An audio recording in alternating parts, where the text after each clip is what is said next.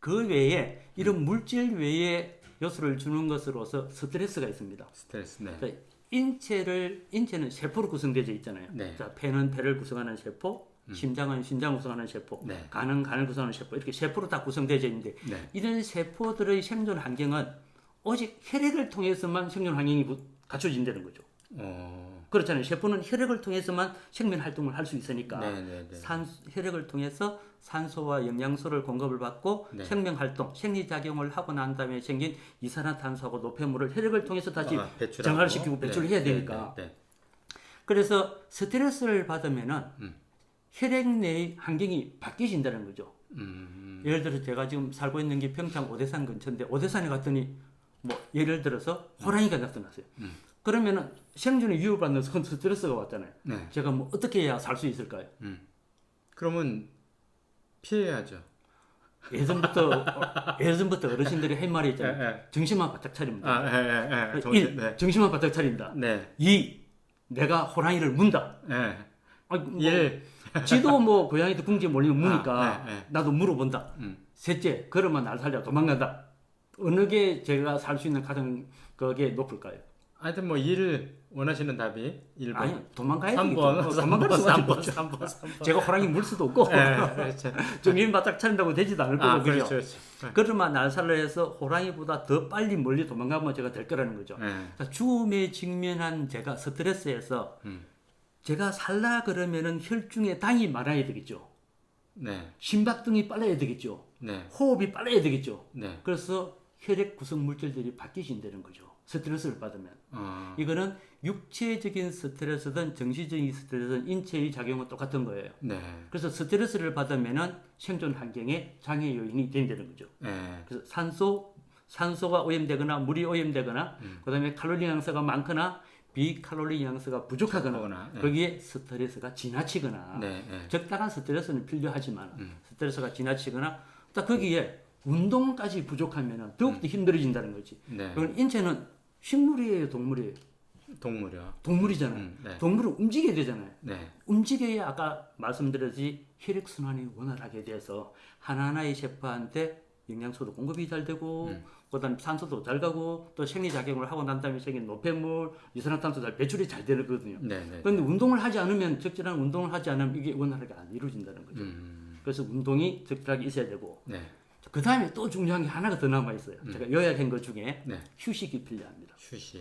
저희들이 낮에 활동을 하거나 공부를 하거나 뭐 이렇게 하면은 거기에 모든 에너지를 쏟아 부어야 되기 때문에 해독 작용이라든가 회복, 재생, 치유는 이루어지지 않아요.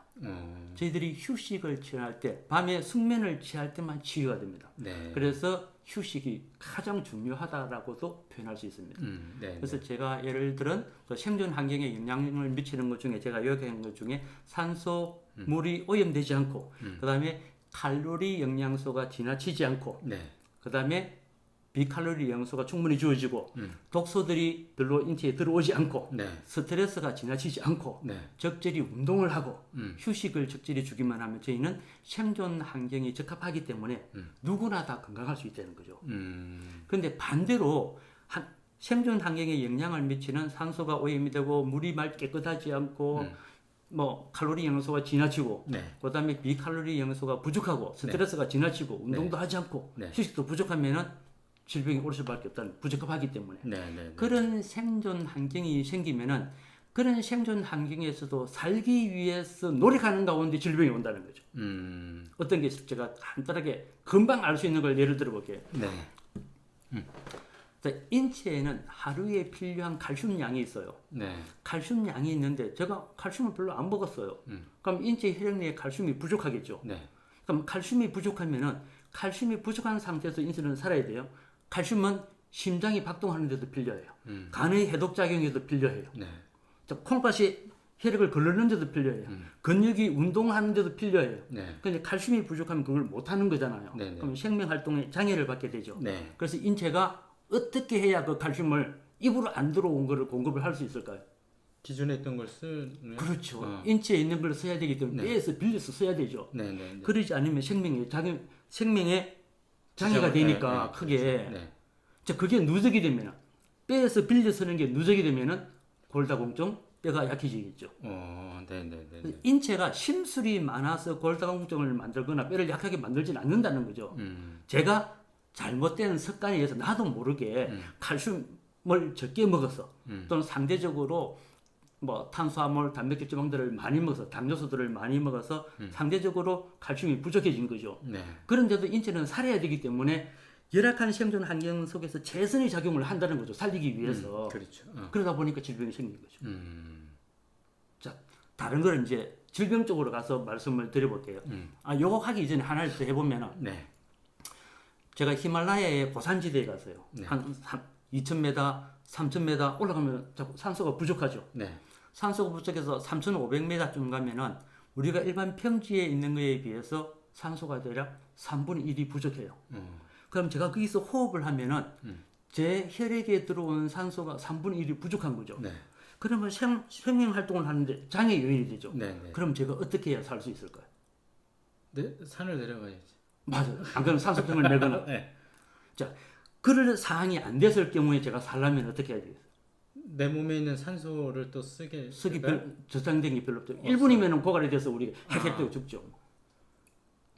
제가 100m를 뛰었어요. 네. 100m를 뛰고 그러면 나면 호흡을 100m를 뛰고 나면 산소가 부족하죠. 그게 산소를 많이 썼으니까. 네. 뛰고 나면 호흡이 어떻게 돼요? 가쁘죠. 엄청 가쁘죠. 왜? 네.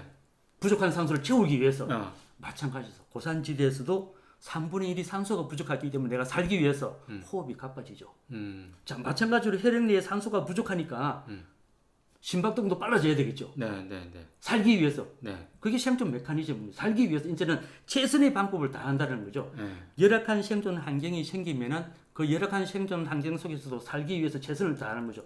마치 아까 칼슘이 부족하면은 뼈에서부터 뺑겨서 먼저 서듯이 네, 네. 그런 방법을 강구를 한다는 거죠. 그런데 3,500m에서 더 올라갔어요. 더 올라갔더니 산소가 더 부족해. 그럼 어떻게 해야 또 살아?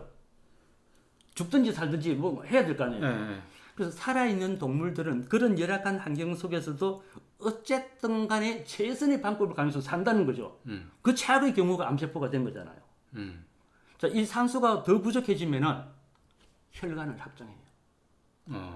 자, 인체 내에서 제가 호흡을 하면 폐를 통해서 폐 속에 있는 적혈구를 통해서 산소를 싣고 가죠. 네. 자, 그래서 적혈구에 산소를 싣고 가니까 적혈구 숫자를 넓혀요. 살기 위해서. 네, 네, 네. 그럼 적혈구에 산소를 싣고 간다는 얘기는 적혈구 속에 헤모글로빈이 싣고 가요. 네.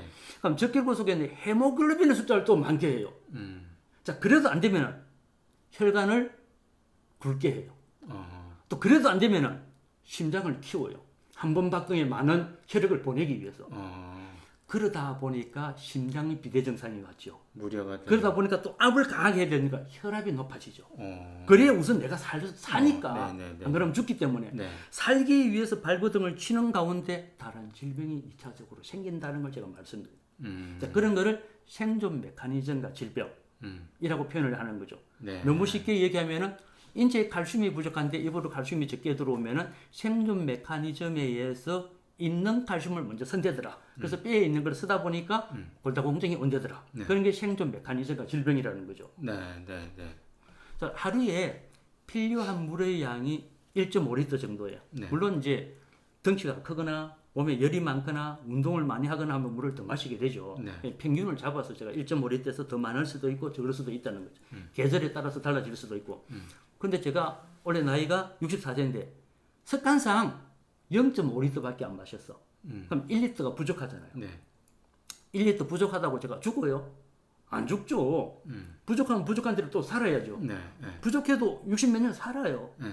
그럼 인체가 생명 활동을 하려면은 혈액도 안에 물이잖아요. 하나하나의 세포 속에도 물이 있고 세포 바깥에도 물이 있고 인체가 차지하는 물의 비중이 60%에서 70%고 어린아이로 갈수록 물의 함량이 더 많고 네.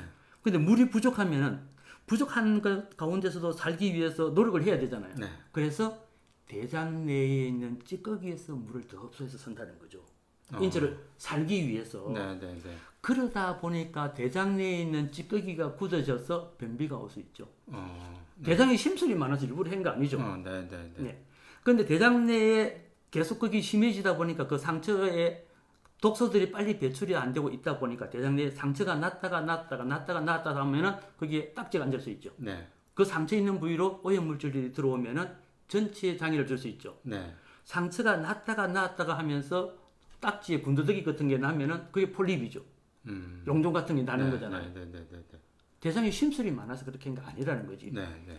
인체에 필요한 물이 있는데 물이 부족하다 보니까 살리기 위해서 열악한 생존 환경 속에서 살리기 위해서 물을 더 흡수해서 살려고 하다 보니까 최선의 방법을 강구했는데 자기가 희생이 됐다는 거지.